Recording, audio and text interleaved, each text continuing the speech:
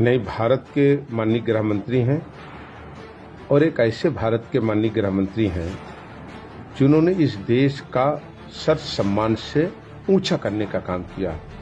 और अगर आप देखें आज़ादी से लेकर आज तक और 1950 से लेकर के आज जब हम 2024 में हैं, भारत एक नए भारत को बनाने का काम किसने किया?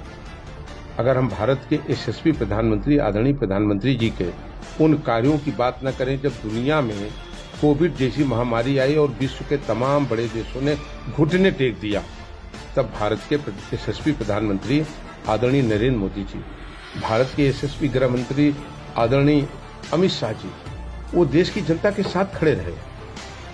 हमें इस चीज का फक्र है और गर्व है कि भारत ने न केवल भारत के लोगों के लिए वैक्सीन बनाई, दुनिया के लोगों को भी वैक्सीन देने का काम किया। और हमको लगता है कि विश्व का पहला देश होगा भारत, जिसने अपनी आबादी के 70% से ज्यादा लोगों को कोविड के समय से लेकर आज तक 2 जून के राशन देने की व्यवस्था किया। भारत कृषि प्रधान देश है।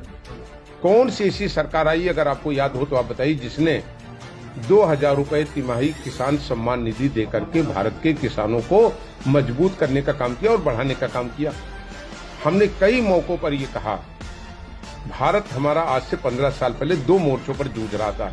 एक हमारी जो बाहर की सीमाएं हैं देश की, और एक जो देश की आंतरिक समस्याएं हमारी है। एक आंतरिक गृह युद्ध की स्थिति आ गई थी। छत्तीसगढ़ में क्या हो रहा था, झारखंड में क्या हो रहा था, पंजाब में क्या हो रहा था, कश्मीर में क्या हो रहा था, मिजोरम में क्या हो रहा था। अगर आज भारत एक रूपता में खड़ा हुआ है, साहस के साथ भारत आंख से आंख मिला करके पड़ोसी मुल्कों को, विरोधी मुल्कों को जवाब दे सकता है, और आज कम से कम दुनिया के सामने भारत इस स्थिति में खड़ा हुआ है कि आज तमाम ऐसे देश हैं जो पहले भारत को आंख दिखाते थे, आज वो भारत से दुख के बैठे रहते हैं और तराम कह रहे हैं।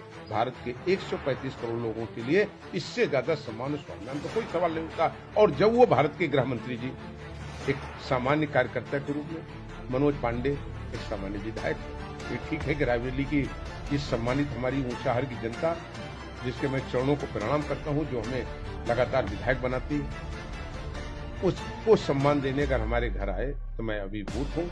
भारत के गृह मंत्री जी का मैं अपने दिल की गहराई से आभार प्रकट करता हूं कि उन्होंने आकर के हमारा मान और सम्मान बढ़ाया।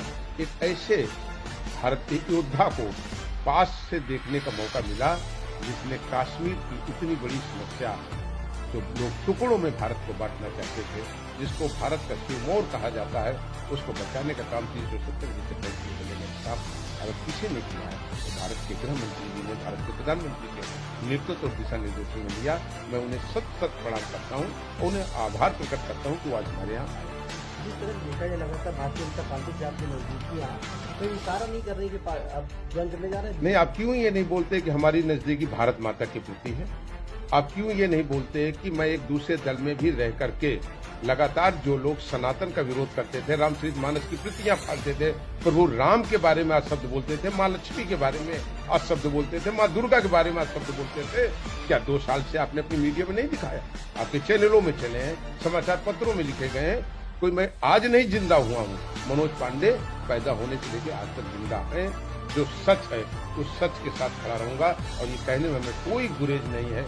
आज भारत को जरूरत है आदरणीय नरेंद्र मोदी जी की, आज भारत को जरूरत है आदरणीय अमित शाह जी की, और आज उत्तर प्रदेश को जरूरत है आदरणीय योगी आदित्यनाथ जी को, जिन्होंने इस उत्तर प्रदेश और इन लोगों ने इस देश का सम्मान बढ़ाने का काम किया। और जब लोग अपने परिवार में बटे थे, 2 और 4 के परिवार में बटे थे, एक हिंदुस्तान में ऐसा योद्धा पैदा हुआ जिसने कहा 135 करोड़ लोग हमारे परिवार को के हैं। ये कहने का साहस भारत में अकेले आदरणीय नरेंद्र मोदी जी ने किया। तो मैं उनके इस बयान का, उनकी इस भावना का, उनकी इस इच्छा शक्ति का मैं सत प्रणाम करता हूं और इस तरह के सदैव अच्छे कार्यों में मैं उनके साथ रहूंगा।